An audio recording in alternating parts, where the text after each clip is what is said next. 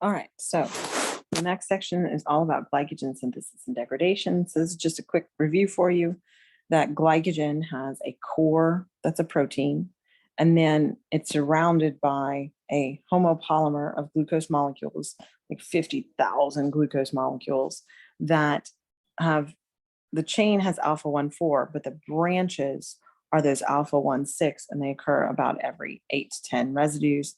And the result of that is that you have about 2,000 non-reducing ends per core complex, which is the protein and the sugars.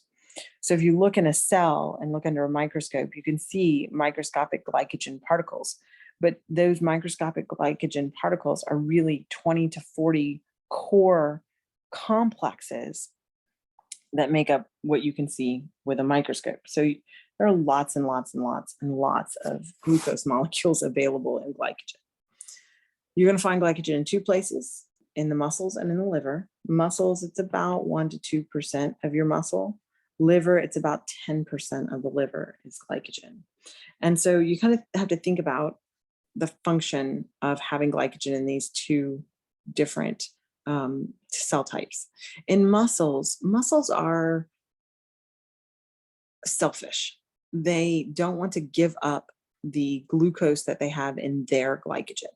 So the end product of degradation of glycogen in muscles is glucose 6-phosphate, which means it's still trapped in the muscle cell. It's not going to go to the bloodstream. And that's fine because muscles are really going to need it. Liver, on the other hand, doesn't want to keep the glucose in the cell. It wants to export it out. And so you're going to get unphosphorylated glucose out into the bloodstream.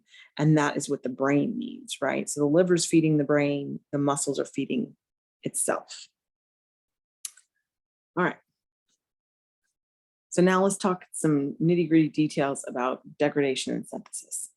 Glycogen's in the cytosol, so all the reactions occur in the cytosol. And it's regulated by 3 different enzymes. You have glycogen phosphorylase. The activity of glycogen phosphorylase is its job is to degrade glycogen. It will only degrade glycogen if it is phosphorylated. So if it has a phosphorylation on it, it is active. Glycogen synthase does the opposite. It makes glycogen. If glycogen synthase is phosphorylated, then it is inactive, or it's inhibited, inactive, right? So there are multiple ways that these enzymes are regulated. One of them is through hormonal control of phosphorylation events. Then we're also going to talk about some allosteric control. But this is kind of important to know from the get-go that the phosphorylation status is going to be super important in regulating these two. And it's important for the others, but we're not going to get into as much detail on those. But it's going to be really important that we're able to regulate it a couple of different ways. So degradation and synthesis, there's 3 big things, right? One is, when do we want to break down glycogen? So we said that's glycogen phosphorylase. And we want to do that when we have very low blood glucose levels, right?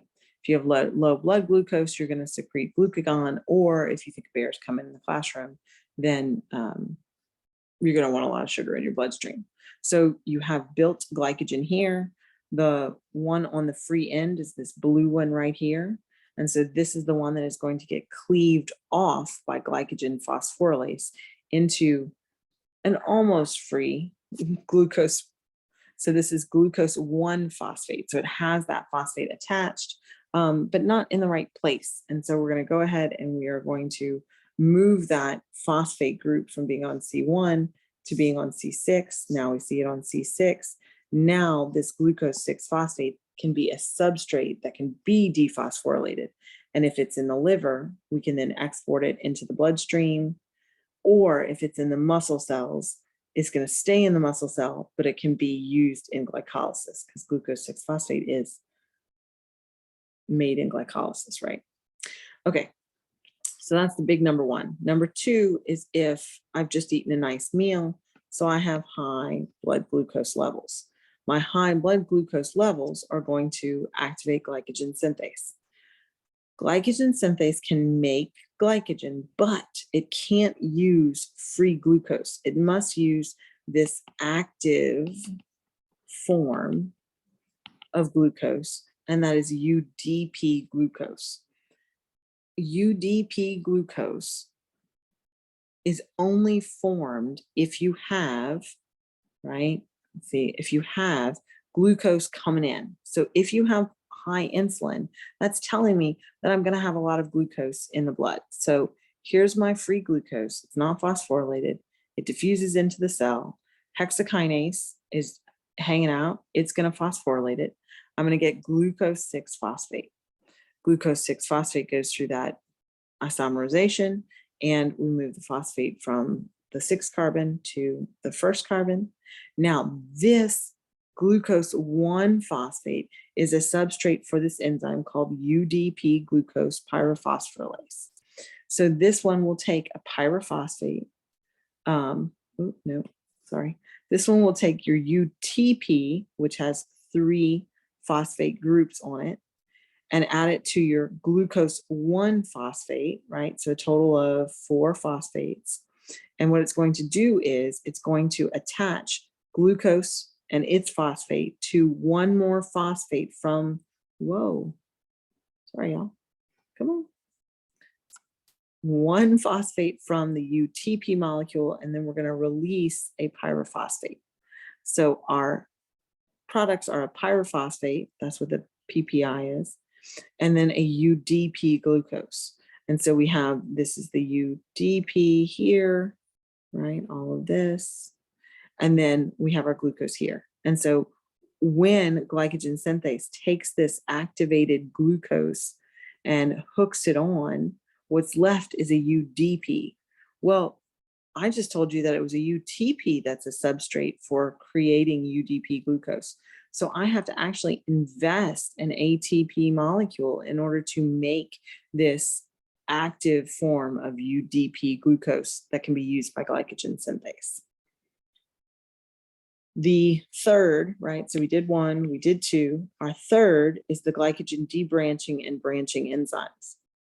So we're going to talk about these kind of very, very generally, but they can either create a branch or break a branch. And we'll talk about how they do that later. Okay.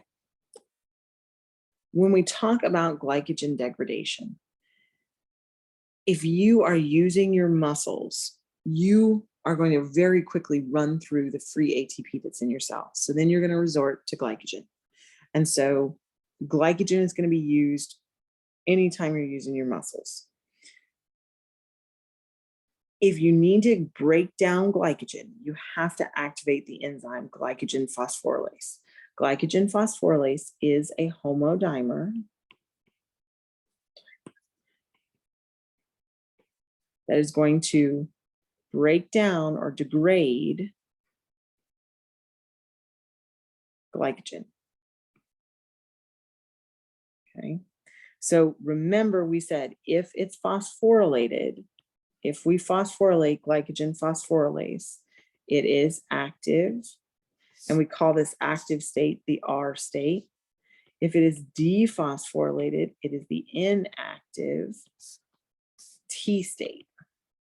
Okay, so kind of like hemoglobin with T and R, same sort of deal. It's a different conformation. So if it is active, if it is phosphorylated, it will catalyze the cleavage of the alpha-1,4 glycosidic bonds. So that's just the ones in the straight chain, and it's not the branches. And it keeps cleaving until you get 4 glucose units away. So it can't cleave the 4th. So if here's a glucose, right? And this is a chain, and it keeps going on ... forever, right? And here's my branch, and I'm going to go 1, 2, 3, 4, 5, right? It would be able to cleave here, but it would not be able to cleave at this very next place because you're 4 away from this is the branch. the branch point, okay? And it's just kind of sterically, it won't fit. It's really, it stays attached to the glycogen, and just kind of choose one off at a time as it stays attached to the glycogen. So then when it gets to this point, it's too close to a branch and it can't really function. So how does this dimer actually work? So remember, glycogen phosphorylase, keep reminding yourself, glycogen phosphorylase degrades glycogen. Okay, so if I have not eaten in a while, I'm going to make glucagon, or I need to get away from the bear, I'm going to make epinephrine. What's going to happen? I am going to stimulate the activity of a kinase. This is glycogen phosphorylase kinase. By the name, what does it phosphorylate? It must phosphorylate glycogen phosphorylase. So in the presence of glucagon or epinephrine, glycogen phosphorylase kinase will be active. We will phosphorylate, so we will have phosphoryl groups on the protein, and it will turn glycogen phosphorylase into its active state, which means that it will degrade glycogen. Right? That's what the little star over here means. It's active. If, on the other hand, I have insulin, which means I just ate, I'm going to activate protein phosphatase 1, which is going to dephosphorylate glycogen phosphorylase. If glycogen phosphorylase is dephosphorylated, so we just have the hydroxyls there, it is in the T state, or the inactive state, which means we have no glycogen degradation. I just ate. Why would I want to degrade my glycogen? I don't, right? Okay. So now let's talk a little bit more about this regulation. So we just said, how do we regulate? What's our regulatory mechanism for regulating glycogen phosphorylase? There are really two. One we just covered, right? It was hormone, which would then regulate the phosphorylation status.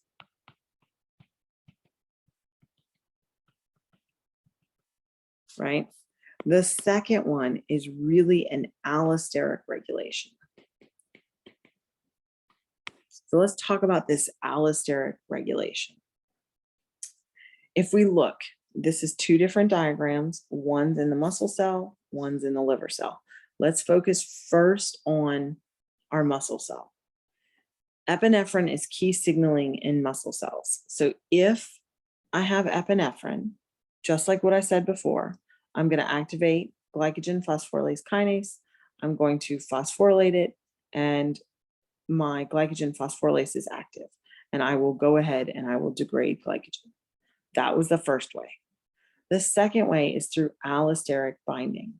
So the allosteric binding site is right here. So we can see here, here. We can see it over here, over here, over here, and over here. So in this allosteric site, there are three different things that combine. You could have a glucose 6-phosphate bind, you could have an ATP bind, or you can have an AMP bind. So let's talk about what happens. All these three substances will compete for binding at that same site. So if I have AMP bound, what does that tell me about my cell? That tells me that I don't have a whole lot of ATP floating around. So I really kind of want to activate my glycogen degradation pathway so that I can get some more glucose, so that I can get some more ATP. So regardless of the phosphorylation state, AMP present in the allosteric site will activate my enzyme. So see how we're not phosphorylated, we have AMP, and you see these little things, they tell me I'm active, right?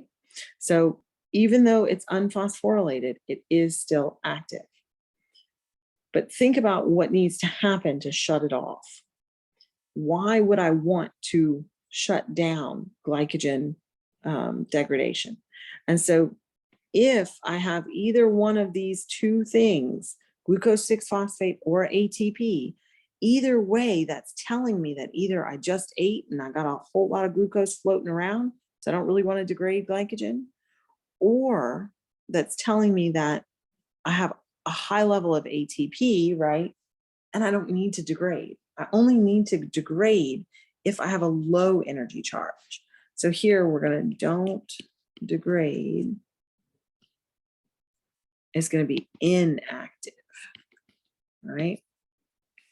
So if I have this little circle here, and this little circle could be either glucose or glucose 6-phosphate or ATP, if that little allosteric effector site is bound by one of those two molecules, then you're going to inhibit it. It's going to be in its inactive state. Just like if I had a high blood sugar level and I was getting insulin and activating protein phosphatase 1 and dephosphorylating it, I'm going to have the same effect. And so this is really, really important to see that we have these two levels of regulation. And so why is it really important to have two levels of regulation? Do you really need that? Yeah, you do. Because the allosteric gives you really quick regulation. This is like seconds or minutes, where as soon as that ATP level gets real low and your AMP shoots up, then you can have this really quick response in the cell. But you can also have a long-term effect with those hormones. That's a slow regulation. That takes hours in order for hormones to dissipate from your circulatory system. Okay, so we did muscle. Now let's kind of talk about liver. One thing I really want to point out in this regulation of liver versus muscle cells, remember what kind of glucose is going to be there. So remember, in our muscle cells, we had glucose 6-phosphate, and then in our liver cells, we have just plain old glucose, right? It's a similar sort of mechanism, right? We know our hormonal regulation, that we can activate our phosphorylase kinase in the presence of low blood sugar. We're going to phosphorylate it, and it is going to be active, and we're going to go ahead and break down our glycogen. But let's talk about allosteric control. And allosteric control, basically, it's whether or not glucose is present. There's no AMP, there's no multi-layer there. It is just glucose, yes or no. And so if glucose is present and glucose binds to the allosteric binding site, then our glycogen phosphorylase is going to be inactive. And so if it is inactive, right, I'm not going to break down glycogen. Well, that makes sense, right? I have all this glucose floating around, so much of it that is binding to this allosteric site. So don't break down any more glycogen. Think about it logically, and you're going to get there. I promise you. If you lose that glucose, so if you go up this pathway, you lose that glucose, you're still not going to degrade glycogen. You will still be inactive.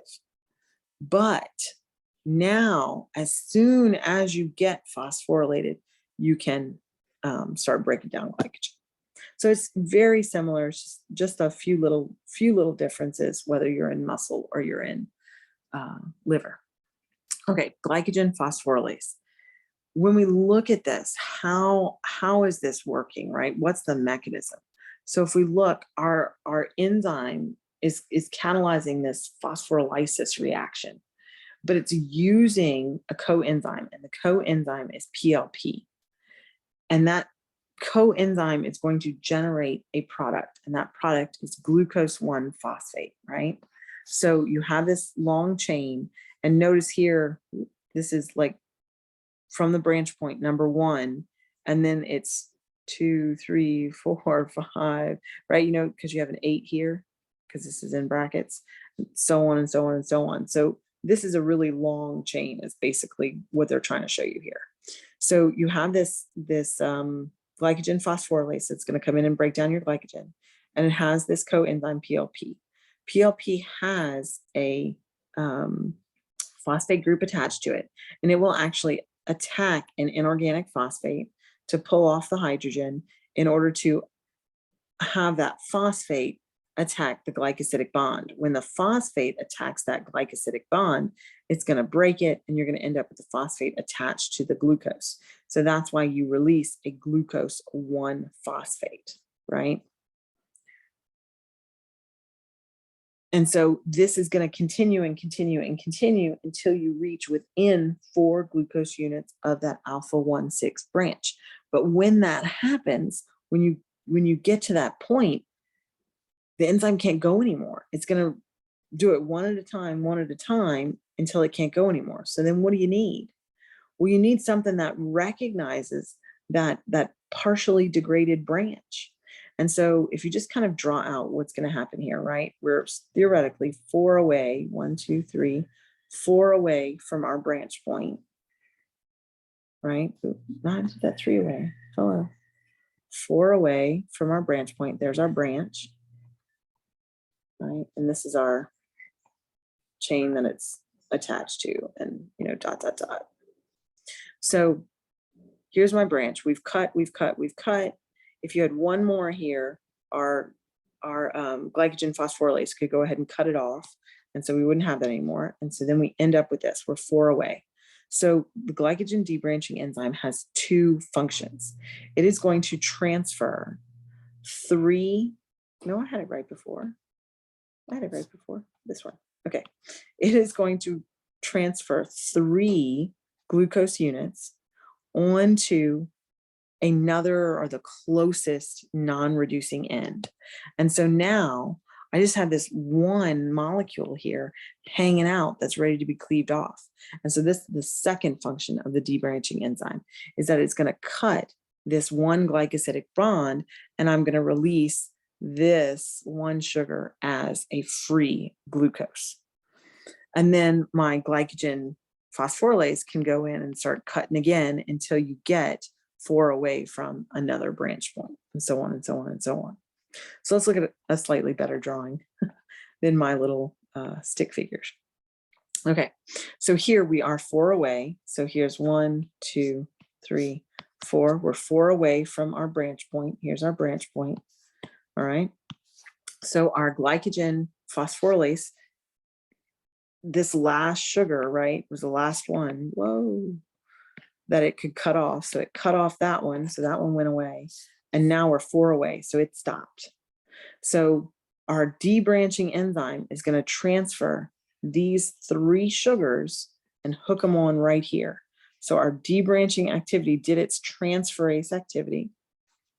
So the green, the yellow, the blue, the green, the yellow, the blue are now part of that closest straight chain. And what are we left with? We're left with 1 sugar. And that 1 sugar can be cleaved again by the debranching enzyme, but now it's not transferase activity, it's glucosidase activity. And so we just break off that 1. Now, all of the glucose that is released from the debranching enzyme is straight glucose. It is not phosphorylated. So if you think about this, right, if you look at the activity of the glycogen phosphorylase, it's going to cleave, right, everything except for that 1 residue that comes off of the branch point. So 90% of all glucoses that are released are going to be glucose 1-phosphate. Only 10% are going to be just plain glucose. And it's because this 10% comes from the debranching enzyme, where this 90% comes from glycogen phosphorylase. Okay, so now we got to turn on the heel and we've got to talk about glycogen synthesis. Glycogen synthesis requires the use of that activated, that high energy UDP glucose. So you have to prime your glucose that comes in the cell, right? It's going to come in as glucose. It's going to get phosphorylated to glucose 6-phosphate. Now you have to go through phosphoglucomutase. We're going to move that phosphate from carbon 6 to carbon 1.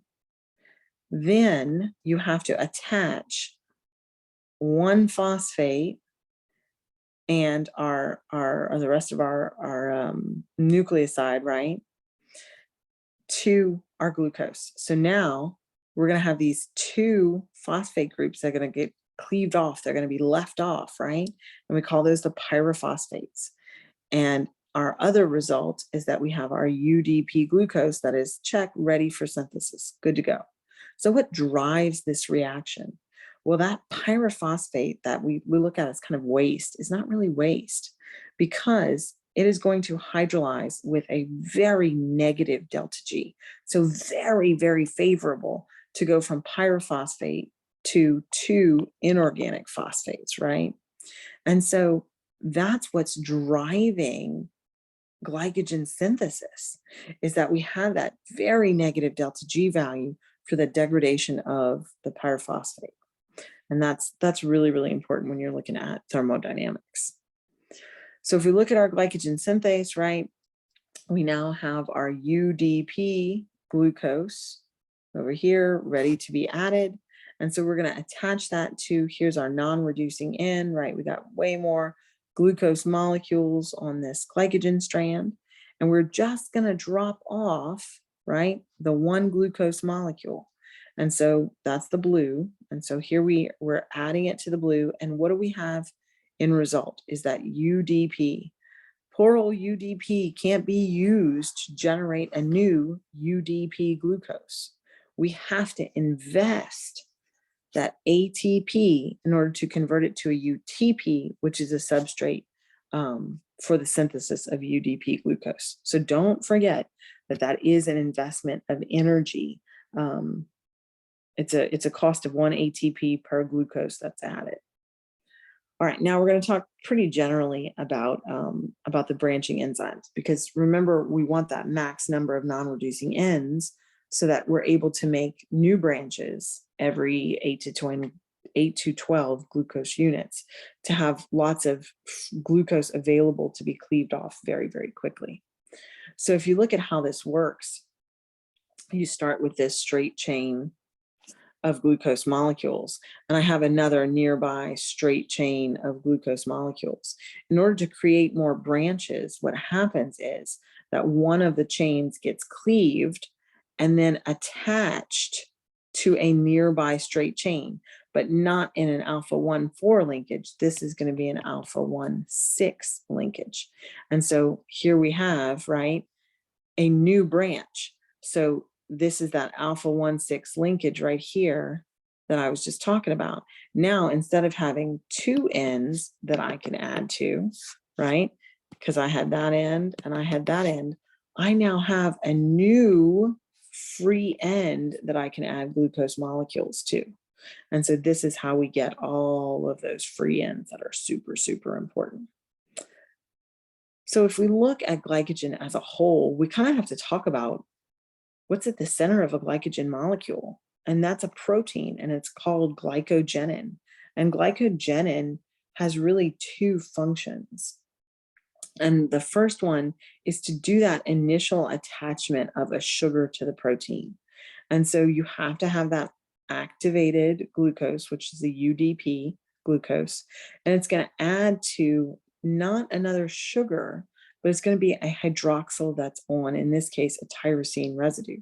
And so we do have an O glycosidic linkage, but it's between a sugar and a protein, not two sugars. So the two functions of glycogen is the transferase activity, where we add one sugar, and the second one is the synthesis. So once we add one, glycogen synthase can't go. It's not enough of a start for glycogen synthase. So the glycogen protein will actually extend the chain to 7 residues. So 1, 2, 3, 4, 5, 6, 7. Then glycogen synthase can take over and continue going, right? But it needs that initial step to keep going. Okay. Next is regulation. So now we know we've built glycogen, we've made it very branched. We know that that branching is so good for very quickly building it or very quickly degrading it. And it also makes it a whole lot more soluble too. And that's really important for being in the cell.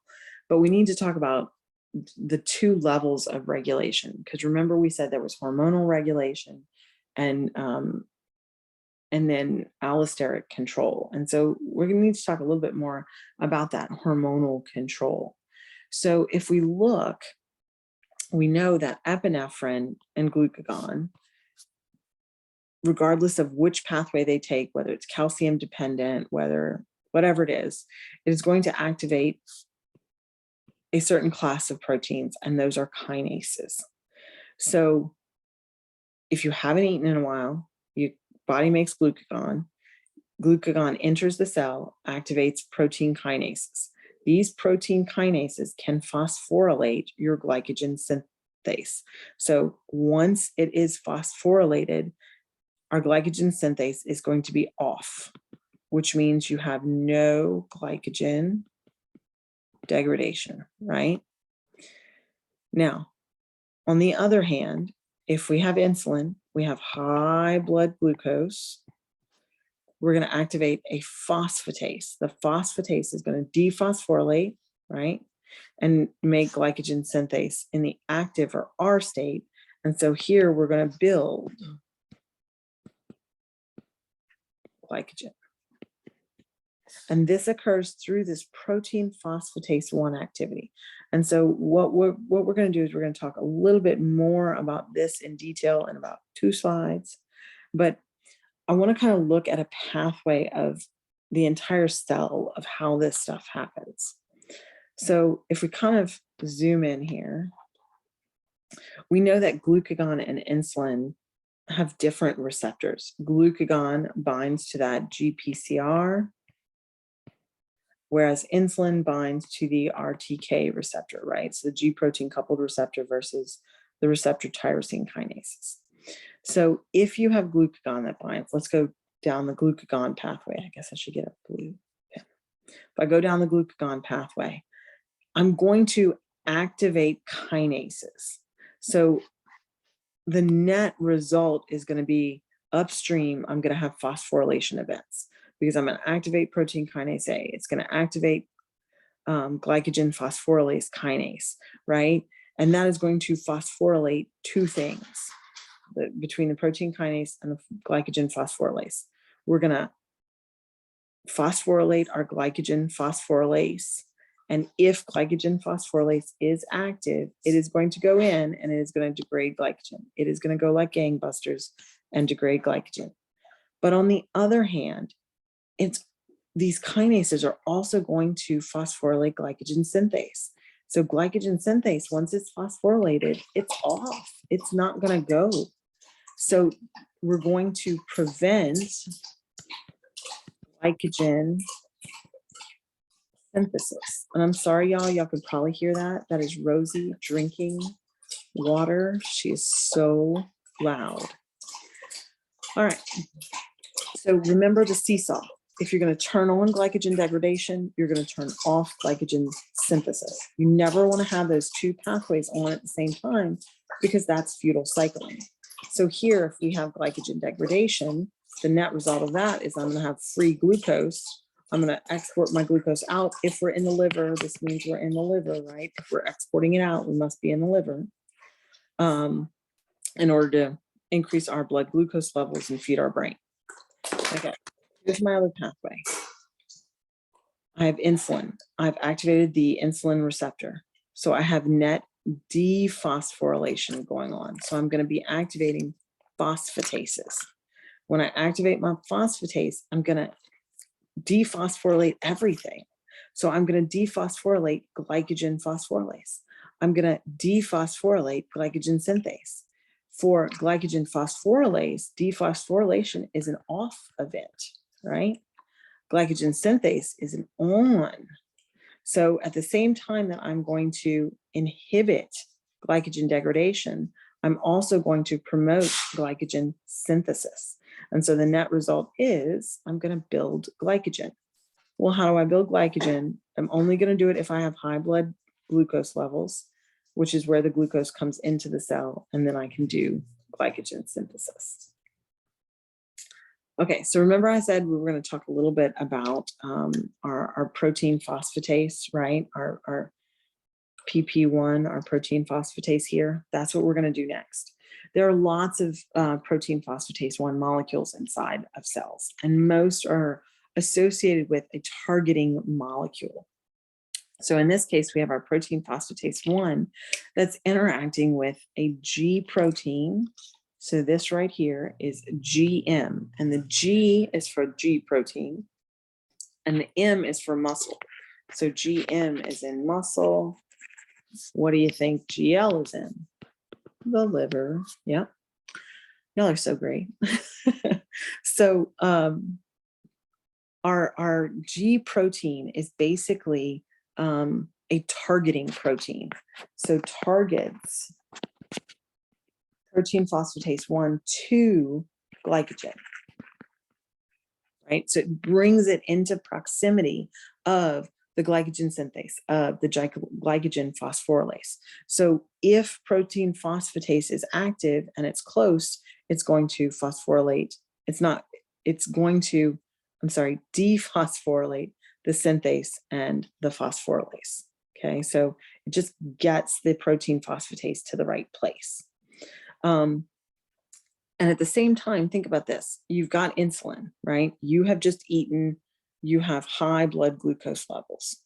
So your insulin's going to bind, it's going to stimulate a protein kinase. The protein kinase is going to work on this targeting molecule, this G protein targeting molecule. And there are 2 sites that can be phosphorylated. If site 1 is phosphorylated, it is going to recruit the protein phosphatase. The protein phosphatase is going to dephosphorylate things. If the glycogen synthesis is dephosphorylated, then we're going to turn on synthesis, right? Because I have high blood glucose. And I'm going to turn off degradation, right? So our net, what's going to happen is we're going to build glycogen. And that's what we want to do when we have high blood glucose. Now, we also have to talk about this pathway in the alternative condition where we have something like epinephrine, right? So if we have epinephrine present, we're going to activate some different downstream targets.